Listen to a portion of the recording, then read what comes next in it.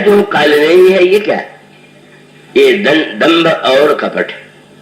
व्यापिरहु संसार मह माया पटक प्रचंड, सेनापति कामादि भट दंभ कपट पाखंड। दंभ और कपट का अंतर आप जानते होंगे। कपट का अर्थ है का जो व्यक्ति जैसा है उसको छिपाने की चेष्टा करे तो इसका नाम कपट है।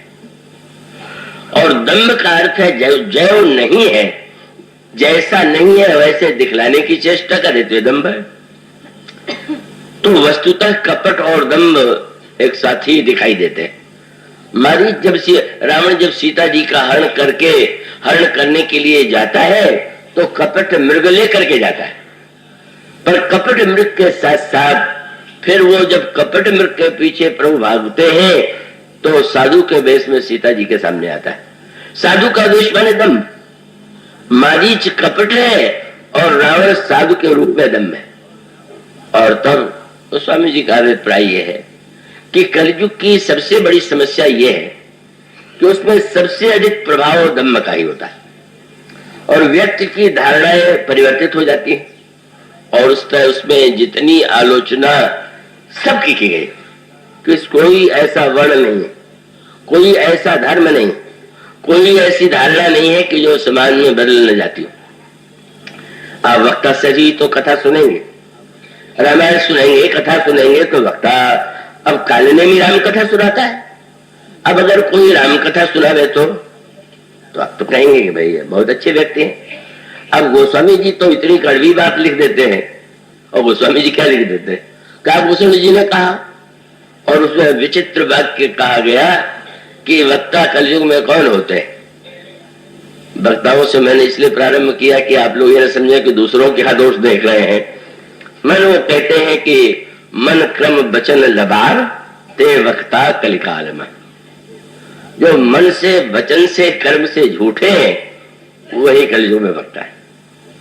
और फिर दूसरा व्यंग करते हैं, वक्ता प्रसन्न करने के लिए चुटकुले सुनावेगा, हंसी की बात करेगा। तो क्या कहते हैं, कल जो का झूठ मसखरी जाना कलयुग सुन गुणवंत बखाना। जो जितना मस्खरी की बात हंसा दे और व्यक्ति को मनोरंजन करके निरंतर ऐसी स्थिति में ला दे, बोले कहेंगे बड़ा भारी पंडित। मनक्रम वचन लबार ते वक्ता कलिकाल में, और जो कह झूठ मसखरी जाना कलयुग सोई गुणवंत बखाना। और फिर पंडित और आचार्य जी, महात्मा जी वो कौन है, बोले जो कर दम्भ सो बड़ा आचार्य। जो सबसे बड़ा दम्भी वह आचार्य माना जाएगा। जो मन क्रम वचन से असत्य बोलता है वह वक्ता बन गया। जो झूठ और मसखरी का उपयोग करता रहता है वो लोगों की दृष्टि में कलाकार हो गया। और फिर दुख में रहते हुए गोस्वामी जी ने कहा वो समस्या उनके समय से शुरू हो गई थी।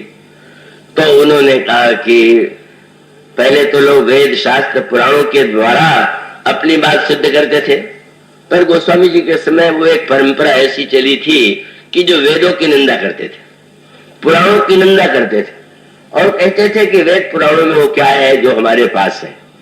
गोस्वामी जी को दुख होता है और दुख में वे कहते हैं कि क्या बतावे, सबदी साखी दोहरा कई कहनी उपखान।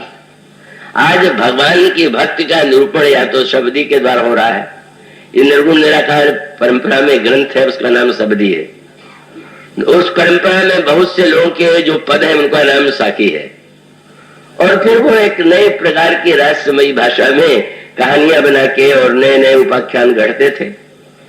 तो वो स्वामी जी ने कहा कि क्या स्थिति हो गई है कि शब्दी साखी दोहरा कहीं कहनी उपखान और भगत निरूपई भगत कल निंदे वेद पुराण। पुराण वेद की निंदा करते हैं और इसके लिए इन वस्तुओं का आश्रय लेते हैं। वो स्वामी जी को भी अपने समय में अनुभव हुआ था और वो प्रत्येक समाज में उसका तो सचमुच यह वृत्ति, और उस वृत्ति में मानो श्रोता वक्ता सभी तो समान रूप से सम्मिलित है। वक्ता सम्मिलित है तो श्रोता भी उसी में सम्मिलित है। वो स्वामी जी ने कहा भाई संतों की बड़ी महिमा बता दी गई, पर कलयुग में सबसे श्रेष्ठ संत कौन माना जाएगा। अब उन्होंने कह दिया मिथ्यारंभ दम मरत जोई। जो झूठ बोलने की कला में अत्यंत निपुण हो और सबसे बड़ा दम्भी हो, ताकह संत, उसे संत किसे उन्होंने कहा, किसी ने कहा, कुछ लोग मानते होंगे, कुछ लोग नहीं। ताकह संत का ही सब कोई, सारे के सारे लोग कहते हैं तो बहुत बड़े संत है। मानो दृष्टि परिवर्तित है। संत, विद्वान, वक्ता, कलाकार, सबकी धारणाओं का परिवर्तन, जो अपने आप को सन्यासी मानते हैं, जो गृहस्थ मानते हैं, जो विविध वर्ण वाले हैं, सब में ऐसी विपरीत धारणाएं और वृत्तियों का उदय होता है कि वो स्वामी जी ने उसका वर्णन किया। और उसका तात्पर्य है कि उसी प्रकार की मान्यताएं समाज में प्रचलित हो जाती हैं, उसी को ठीक मानता है, उसी में गुण देखता है। अब ऐसी प्रतिकूल स्थिति में कैसे व्यक्ति, जब हनुमान जी को कुछ समय के लिए भ्रम हो जाए तो हम सबको भ्रम हो तो कोई आश्चर्य तो नहीं होना चाहिए। हनुमान जी ने तो प्रारंभ में उसको महापुरुष संत ही माना, और यह है कालनेमी जिसे रावण ने भेजा है। रावण के भेजने का उद्देश्य आध्यात्मिक यह है कि लक्ष्मण के रूप में वैराग्य मूर्छित है, और मेघराज ने ऐसी शक्ति का प्रयोग किया है कि लक्ष्मण के रूप में जो वैराग्य है, लखन राम सीता सहित राजत पर्ण कुटीर भगत ज्ञान वैराग्य जनो सोवत धय शरीर।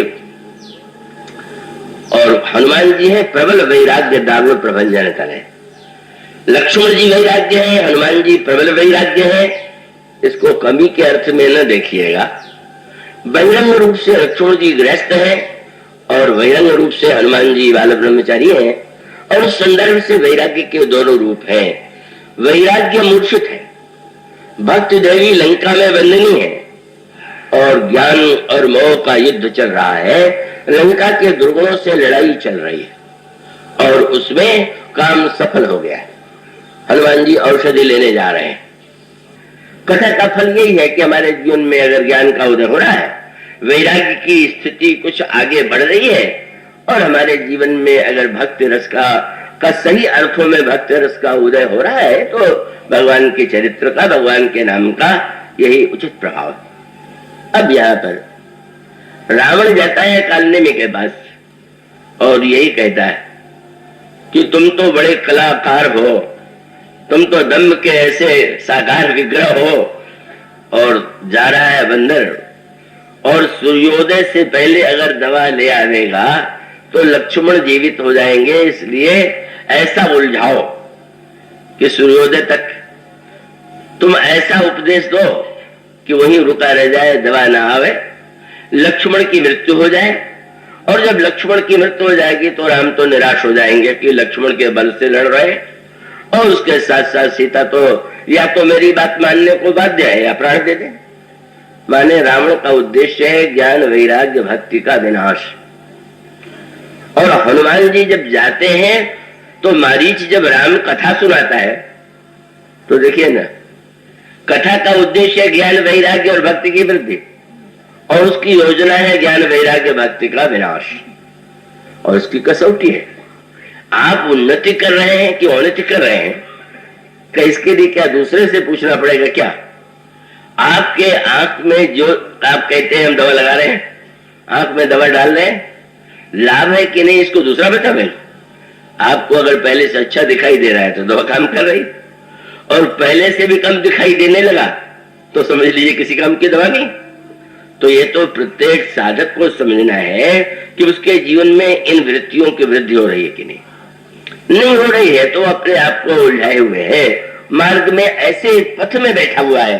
वहां पर वो कथावाचक हनुमान जी को राम के दवा के पास नहीं पहुंचाना चाहता, औषधि से दूर रखना चाहता है। और उसमें फिर चाहता क्या है, बस वही हनुमान जी ने जब सुना तो हनुमान जी तो राम का गुण सुन रहे थे, पर हनुमान जी को लगी थी प्यास। महाराज मुझे प्यास लगी। उसने कहा कमंडल लेकर के किए, ले लो पी लो जल। अब वो कमंडल में उसने क्या मिला रखा था ये तो वही जाने। हनुमान जी ने तो कमंडल का जल पिया नहीं। तो दंभी जो है अपने कमंडल में क्या क्या रखता है और क्या क्या उसका उपयोग करता है। हो सकता है उसमें ऐसी दवा हो जो हनुमान जी को मूर्छित कर दे, हो सकता है कि उनके प्राण भी चले जाए, अभी तक हनुमान जी कालनेमी को नहीं पहचान पाए। लेकिन एक बात तो थी, हनुमान जी ने कहा महात्मा जी कमंडल से अपनी प्यास तो नहीं बुझेगी, बहुत बड़ी रक्षा हो गई। कमंडल के जो प्यासे होते हैं वो तो बेचारे मरते ही है या तो बेहोश होते हैं। रेलगाड़ियों में होता है ना, अरे आप साथ जा रहे हैं, मैं तो पूरी से आ रहा हूं, लीजिए प्रसाद। बेचारे यात्री ने प्रसाद खाया, उसमें या तो जहर मिला है या बेहोशी की दवा, और वो बेहोश हुआ, मर गया, उसको लूट लेता है वो जो ठग और चोर वृत्ति का है। कैसी प्रकार से मानो जो थोड़ी सी वस्तुओं के लिए ही चमत्कारों का आश्रय लेते हैं वो व्यक्ति जल्दी उलझते हैं। बड़ी स्वाभाविक बात है, जो नोट को दूना बनवाना चाहेगा ठगा तो जल्दी हो ही जाएगा। व्यापार करके नोट बढ़ाना चाहेगा तो ठगने की कम, ठगाने की संभावना। पर एक ही क्षण में नोट दूना हो जाए, रोज हर साल घटना निकलती। और इसका अर्थ है कि इस युग में सारी वृत्तियां इतनी बदल गई हैं, व्यक्ति इतने बदले हुए हैं कि उन्हें पहचाना नहीं जा सकता।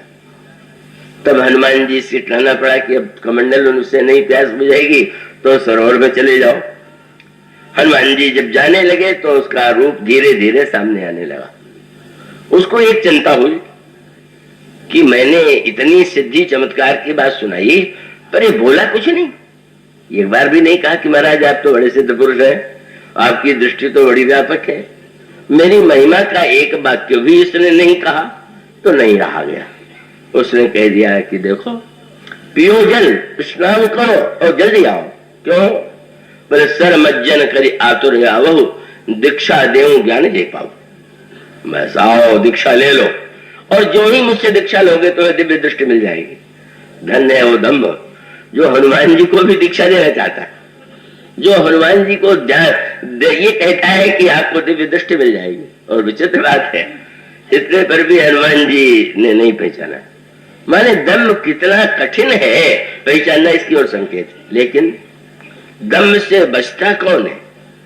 जो भगवान के सहारे भगवान से ही निवेदन करता है कि हम कैसे संसार के बुराइयों को, वृत्तियों को पहचान पाएंगे, कैसे बचेंगे आपके सहारे। तो हनुमान जी तो प्रभु के अनन्य भक्त हैं, और इसीलिए प्रभु ने बड़ी कृपा कर दिया। कई जन पूछते हैं कि जब उसने नकली सरोवर बनाया था तो उसमें मकड़ी कहां से आ गई? और मैं यही कहता हूं कि उसने अगर अपनी माया से नकली सरोवर बनाया तो हमारे प्रभु क्या अपनी माया से मगरी नहीं बना सकते हैं क्या? कहा अगर उसने नकली सरोवर बनाया तो प्रभु बड़े कौतुकी है, उसमें एक मकड़ी है। हनुमान जी जब गोता लगाते हैं तो उस मकड़ी ने पकड़ करके हनुमान जी के पैर को जो खींचा, अरे ये तो मुझे खाने के लिए खींच रही है। हनुमान जी जब मारने को चले तो मकड़ी ने कहा कि पैर पकड़ना तो बड़ी श्रद्धा की बात है, मैं पैर पकड़ रही हूं, आप मार रहे हैं। तो हनुमान जी ने कहा जो श्रद्धा से प्रणाम करे वो ना पैर पकड़ना है, और जो पैर पकड़ कर खा जाना चाहता है उसको तो मारना ही पड़ेगा। तो मकड़ी ने कहा याद रखिए, वो जो आपको दीक्षा देने के लिए निमंत्रण दे रहा है वो जो गुरु है, यहाँ आपने देखा नकली शिष्य कैसा होता है, पैर पकड़ रहा है और खाने के प्रयास में, और वो गुरु मुनि न हो यह निश्चर घोड़ा, यह मुनि नहीं है, यह घोर निशाचर है। माने जब भगवान कृपा कर दे तब व्यक्ति दम्भ को पहचान पाता है, नहीं तो नहीं पहचान पाता। और हनुमान जी को वह कृपा उस कालनेमी के सरोवर में भी प्रभु ने बचाने का सूत्र दे दिया। और एक बार जब हनुमान जी पहचान गए तो फिर हनुमान जी ने आते ही कहा कि महाराज आपने दीक्षा देने के लिए कहा था, दीक्षा के बाद दक्षिणा दी जाती है, पर मैं सोचता हूँ आपको दक्षिणा पहले दे दूं और दीक्षा बाद में दे दीजिएगा। और तब हनुमान जी ने तुरंत उसके सिर में अपना लंगूर लपेटा और सिर लंगूर लपेट पछाड़ा। और सचमुच दक्षिणा बहुत मूल्यवान थी। मूल्यवान क्यों थी? बोले निजतनु प्रगट से मरती भारा। हनुमान जी के सामने अपने वास्तविक रूप में आ गया। मानो संकेत यह है कि हनुमान जी के द्वारा वह प्रहार हुआ कि जिसके द्वारा उसकी वास्तविकता वास्तविक रूप में आ गई।